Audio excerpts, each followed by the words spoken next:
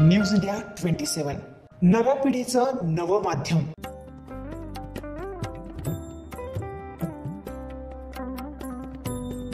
पवननगर येथील मैदानात भाजपचे माजी सभागृह नेते दिनकर पाटील यांच्यातर्फे मंगळवारपासून दिनांक 23 जुलैपासून श्रीमद भागवत कथेचे आयोजन करण्यात आले।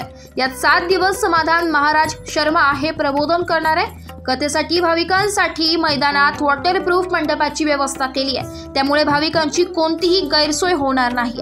सध्या मैदानात तसेच परिसरात रस्त्यांच्या डागडुजीसह मैदानात भगवे झेंडे उभारत सुशोभीकरण केले जात आहे। दिनांक 23 जुलै 2024 पासून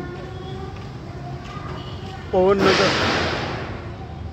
पाण्याची टाकी या ठिकाणी श्रीमद भागवत कथा या ठिकाणी 30 तारखेपर्यंत 30 जुलैपर्यंत सुरू असणार आहे आणि या कथेसाठी भागवताचार्य हरिभक्तपरायण समाधान शर्मा महाराज हे प्रबोधन करणार आहेत। मी विनंती करणारे सर्व नवीन नाशिकमधील इंदिरानगर असेल, सातपूर असेल, सगळ्या बंधू भगिनींना की आपण सगळ्यांनी या कार्यक्रमाचा लाभ घ्यावा।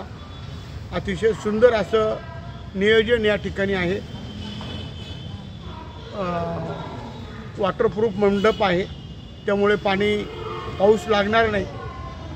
30 तारखेला सुद्धा शेवटच्या दिवशी महाप्रसादाचा लाभ असणार आहे, काल्याचे कीर्तन होणार आहे। दररोज 7 ते 10 असा सायंकाळी वेळ असणार आहे।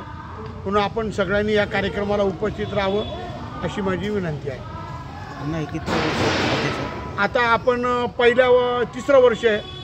पहिल्या वर्षी आपण रामकथा केली होती, मागच्या वर्षी आपण शिवमहापुराण केलं होतं आणि आता यावर्षी भागवत कथा आहे। News India 27 Marathi, Nashik.